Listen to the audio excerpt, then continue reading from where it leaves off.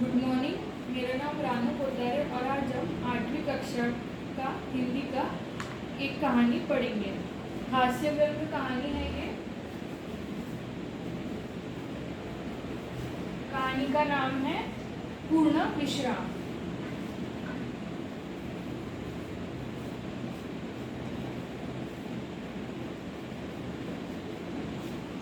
इसके लेखक सत्यकाम विद्यालंकर जी है। अब हम उनका परिचय देखते हैं।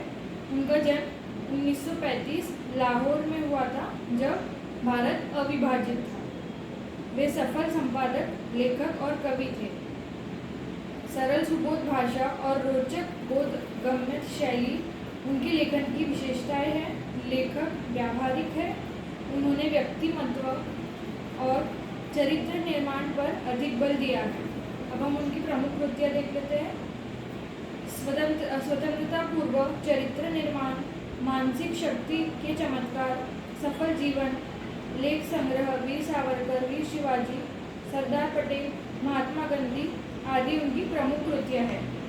अब हम गद्य संबंधी देख लेते हैं। प्रस्तुत हास्य व्यंग्य कहानी के माध्यम से कहानीकार ने यह समझाने का प्रयास किया है कि जीवन की आपाधापी में विश्राम के पल मुश्किल से ही मिलते हैं। जब कभी ऐसे अवसर मिलते भी हैं तो घरेलू उलझनों के कारण हम उन पलों का आनंद नहीं उठा पाते।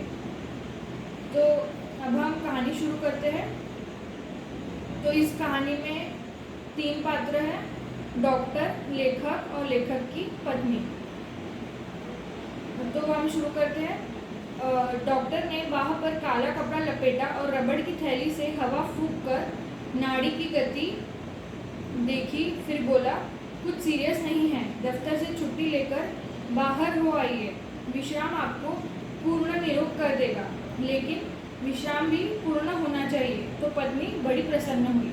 तो डॉक्टर ने बाहों पर कपड़ा लपेटा, जिससे हम ब्लड प्रेशर चेक करते हैं, और चेक करके ऐसा बोला कि कोई सीरियस बात तो नहीं है, पर आपको दफ्तर से छुट्टी लेकर कुछ दिनों के लिए आराम करना चाहिए, तो आप निरोगी हो जाएंगे।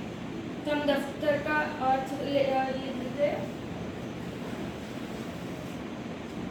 दफ्तर मतलब ऑफिस या फिर कार्यालय भी हम कह सकते हैं।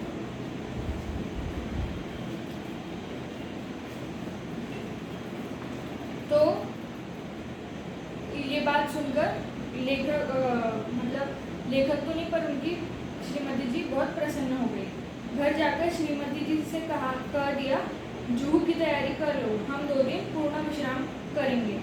तो लेखक ने उनकी पत्नी से कह दिया कि हम 2 दिन जुहू बीच, जो मुंबई में है, वहाँ पर जाकर हम आराम करेंगे। एक दिन बाद पूर्णिमा भी थी। चांदनी रात का मजा जुहू पर ही है। एक दिन पहले आधी रात से ही उन्होंने तैयारी शुरू कर दी। तो एक दिन आने वाला, 2 दिन में पूर्णिमा भी आने वाली थी। तो उस दिन क्या होता है, पूरा चांद दिखाई देता है। तो समुद्र किनारे चांद वगैरह का लुत्फ उठाने वो लोग अब जुहू का उन्होंने प्लान बनाया। तो पहले दिन से ही उन्होंने तैयारी शुरू कर दी। 2 बजे का अलार्म बेल लग गया। स्वयं वह 2 से पहले ही उठ बैठी और कुछ नोट करने लगी। तो 2 बजे का उन्होंने अलार्म लगा दिया, पर वो 2 बजे से पहले उठ गई लेखक की पत्नी, और कुछ तो भी वह लिखने लगी। श्रीमती जी ने इन सब कामों की सूची बनाकर मेरे हाथ में दे दी। गैरेज में पहुंचकर श्रीमती जी ने मोटर में हवा भरने की पिचकारी, ट्यूब वाल, रबड़ सॉल्यूशन, 1 गैलन इंजन ऑयल आदि चीज़ें और भी लिखी थी। तो श्रीमती जी ने एक लंबी चौड़ी लिस्ट लिख दी लेखक को। ये सब उन्होंने गैरेज में पहुंचकर देखी। दिन भर दौड़ धूप करके पायधुनी से मिस्त्री लाया। तो मुंबई का एक स्थान है पायधुनी, वहाँ से उन्होंने मिस्त्री लेके आए लेखक ने। सुबह से शाम हो गई, मगर शाम तक 4 में से 2 खिड़कियों की चरखनियाँ भी नहीं कसी गई। मोटर के लिए जरूरी सामान लाते लाते रात तक दिल की की धड़कन दोगुनी हो गई। मतलब पूरा दिन निकल गया, लेकिन 2 खिड़कियों की चटकुनियाँ, मतलब कुछ भी काम जैसा उन्होंने सोचा था वैसा नहीं हो पाया और उनकी बहुत आपाधापी भी हो गई। मतलब वो बहुत हैरान हो गए सब चीज़ों से। रात को सोने लगे तो श्रीमती जी ने आश्वासन देते हुए कहा, कल जुहू पर दिन भर विश्राम कर लेंगे तो थकावट दूर हो जाएंगी। तो उनकी पत्नी उनको तसल्ली देती है कि आज भले आपको बहुत हैरानी हो गई, पर जुहू बीच पर कल जाके हम मतलब रिलैक्स हो जाएंगे। श्रीमती जी ने अपने कमलों से घड़ी की घुंडी घुमाकर अलार्म लगा दिया और खुद बाहर जाकर मोटर का पूरा मुआयना करके यह तसल्ली कर ली कि सूची में लिखा सब सामान आ गया कि नहीं। तो कर कमलों का मतलब है कोमल हाथों से उन्होंने अलार्म लगा दिया और खुद जाकर मतलब कंफर्म कर लिया कि जो भी उन्होंने सामान चिट्ठी दी थी वो सब आया है कि नहीं। सुबह 5 बजते ही अलार्म ने शोर मचा दिया। रोशनी होते न होते जुहू की तैयारी चरम सीमा पर पहुंच गई। वो दिन आ गया जिस दिन मतलब लेखक और उनकी पत्नी को जुहू जाना था। तो दोनों भी तैयारी में जुट गए। स्टोव को भी आज ही धोखा देना था। स्टोव मतलब पहले के ज़माने में मतलब वो केरोसिन भर के मतलब वो जलाते थे। गैस की जगह पहले स्टोव या चूल्हे का इस्तेमाल होता था। वह हर मिनट बुझने लगा। वह मतलब ठीक से काम नहीं कर रहा था। आधा घंटा उसमें तेल भरने धोखनी करने में चला गया। उसमें तेल मतलब केरोसिन भी डाला, फिर भी वह मतलब उसको हवा भी मारा, फिर भी वह नहीं चला। आखिर चाय का प्रोग्राम स्थगित कर दिया गया और हम दत्तचित हो तैयारी में जुट गए।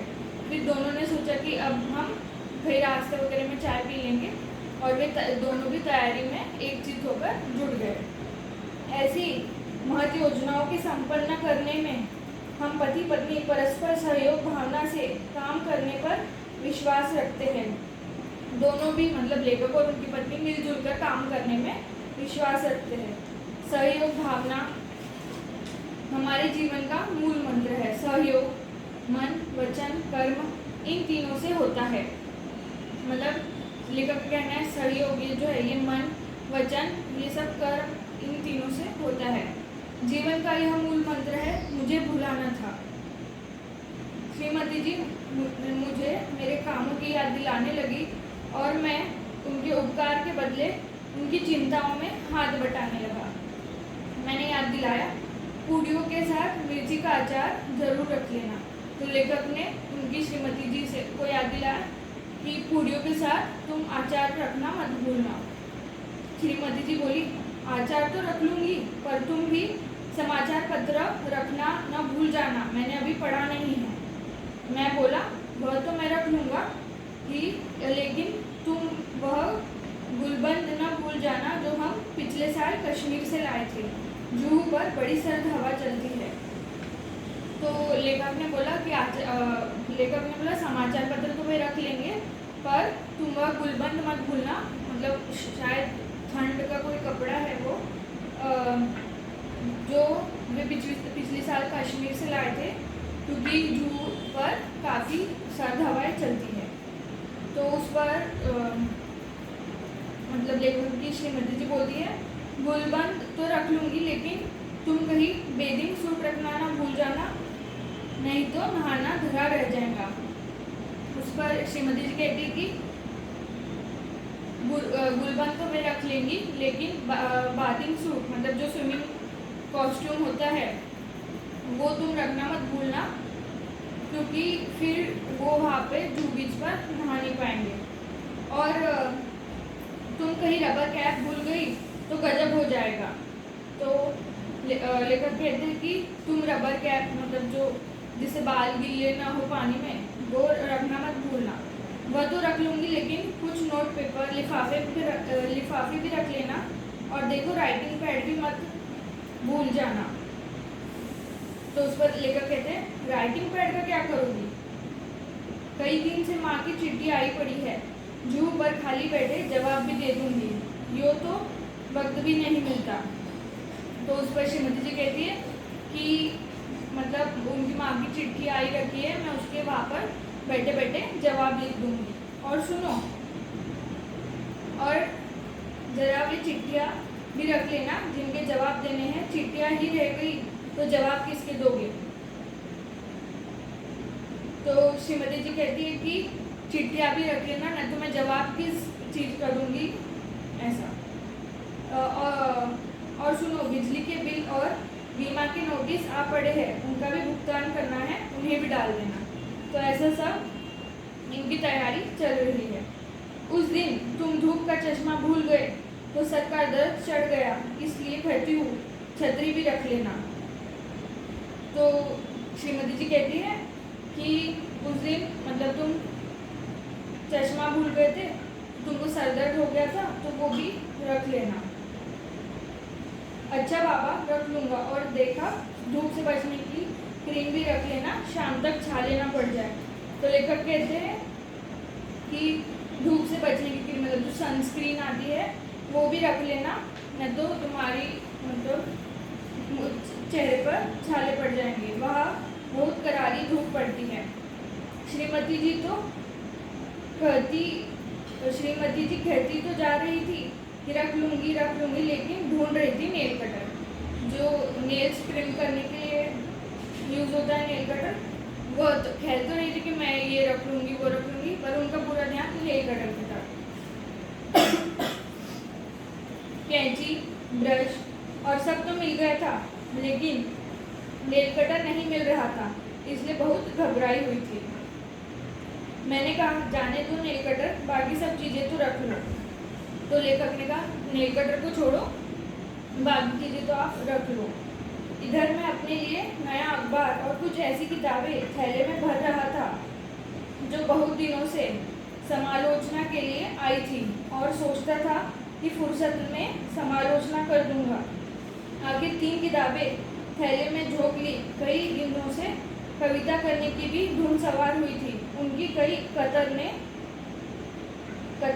इधर उधर बिखरी पड़ी थी, उन्हें भी जमा किया। सोचा, काव्य प्रेरणा के लिए जूह से अच्छी और कौन सी जगह मिलेगी। तो लेखक ने 3-4 किताबें भी रख ली। वो सोचे वहाँ पे वो काव्य संग्रह कर ले, कोई कविता लिख लेंगे, ऐसा सब उन्होंने थैले में कुछ किताबें रख ली। आखिर कई अटैची, कई थैले, कई झोले भरकर हम जूहू पहुँचे। तो 5-7 मिनट तो हम स्वप्नलोक में विचरते रहे। स्वप्नलोक मतलब सपनों की दुनिया।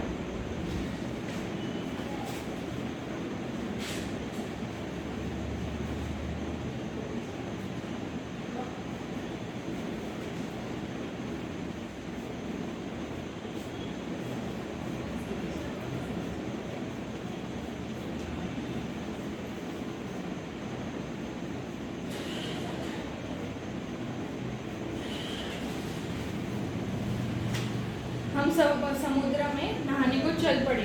समुद्र तट पर और लोग भी नहा रहे थे। तो लेखक और उनकी श्रीमती जी जूहू पहुंच गए, और वह मतलब थोड़ी देर के लिए तो सपनों की दुनिया में ही पहुंच गए, और उन्हें देखा कि समुद्र किनारे लोग नहा भी रहे थे। एक ऊंची लहर ने आकर हम दोनों को ढक लिया। लहर की उस थपेड़ से न जाने श्रीमती जी के मस्तक में क्या नई स्फूर्ति आ गई कि उन्होंने मुझसे पूछा, तुम्हें याद है बरामदे की खिड़की को तुमने अंदर से बंद कर दिया था या नहीं? तो एक लहर आई, और उस लहर के साथ साथ श्रीमती जी के मन में क्या एक स्फूर्ति जागी थी। उन्होंने लेखक से सवाल किया और यह पूछा कि तुम्हें याद है बरामदा मतलब आंगन की खिड़की को तुमने अंदर से बंद किया था या नहीं? अब दोनों में चिंता जागी। अब देखो क्या होता है। मैं कह उठा, मुझे तो कुछ याद नहीं पड़ता। तो लेखक कहते हैं, मुझे ठीक से कुछ याद नहीं आ रहा। अगर वह बंद नहीं हुई और खुली ही रह गई तो क्या होगा? तो पत्नी बोलती है, मतलब श्रीमती जी कहती है कि अगर वो बंद ही रह गई, बंद न रहकर खुली रह गई तो अब क्या होगा? कहते कहते श्रीमती जी के चेहरे का रंग पीला पड़ गया।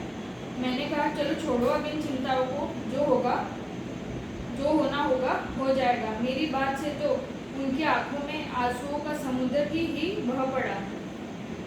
मतलब लेखक का कहना था, अब तो अपन इधर आ गए, अब चिंता छोड़ दो, जो होगा देखा जाएगा। तो यह बात सुनते ही मतलब श्रीमती जी के ऐसा समुद्र आंसुओं से बह गया, उनकी आंखें आंसुओं से बह गई। उनके कांपते होठों पर यही शब्द थे, अब क्या होगा। मतलब श्रीमती जी को बड़ी चिंता थी कि अगर वह बरामदे की खिड़की का गेट खुला रहेगा तो क्या होगा, और अगर खिड़कियां खुली रह गई होंगी तो घर का क्या होगा। तो अब मतलब चिंता जाग गई श्रीमती जी के मन में कि अगर खिड़की का गेट खुला रह गया तो घर का क्या होगा। यह सोच उनकी अधीरता और भी ज़्यादा होती जा रही है। जिस धड़कन का इलाज करने को जूह पर आया था वह 10 गुना बढ़ गई थी। मतलब लेखक विश्राम के लिए आए थे, पर अब जो धड़कन 2 गुना थी अब वह 10 गुना उन्हें लगने लगी। मैंने तेजी से मोटर चलाई। मोटर का इंजन धक-धक कर रहा था, लेकिन मेरा दिल उससे भी ज़्यादा तेज रफ्तार से धड़क रहा था। जिस रफ्तार से हम आए थे उसकी दूनी रफ्तार से वापस गए। मतलब लेखक का कहना है कि जिस रफ्तार से वे आए थे उसकी दुगनी रफ्तार से वे लौट अपने घर पहुंचे। अंदर आकर देखा कि खिड़की की चटकनी बदस्तूर लगी थी, सब ठीक ठाक था। मतलब लेखक ने खिड़की ठीक से लगाई थी। मैंने भी वह लगाई थी, लेकिन लगाकर यह भूल गया था कि लगाई है या नहीं। और इसका नतीजा यह हुआ कि पहले तो मेरे ही दिल की धड़कन बढ़ी थी, अब श्रीमती जी के दिल की धड़कन भी बढ़ गई। मतलब पहले तो डॉक्टर ने सिर्फ लेखक को कहा था कि उन्हें विश्राम की ज़रूरत है, लेकिन उस वजह से अब ये खिड़की की वजह से श्रीमती जी की भी दिल की धड़कनें तेज हो गई थी। मुझे याद आ रहे थे पूर्ण विश्राम और पूर्ण निरोग। साथ ही यह विश्वास भी पक्का हो गया था कि जिस शब्द के साथ पूर्ण लग जाता है वह पूर्ण भयावह हो जाता है। तो लेखक कहते हैं कि मतलब उनको याद है कि पूर्ण विश्राम से वो पूर्ण निरोगी हो सकते हैं। उसके साथ उनका विश्वास यह भी पक्का हो गया कि जिन शब्दों के साथ पूर्ण लग जाता है वह पूर्ण भयावह भी हो सकता है। तो इस प्रकार लेखक ने इस कहानी को व्यंग्य किया है।